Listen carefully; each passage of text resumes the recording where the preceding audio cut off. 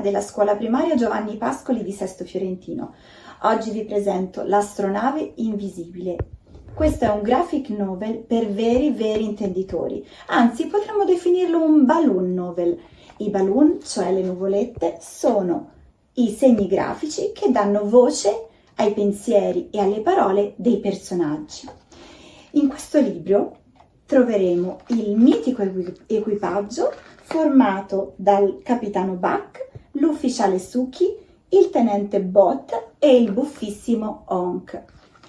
Un malfunzionamento dell'astronave creerà non pochi problemi a questo strampalato equipaggio. Buona lettura!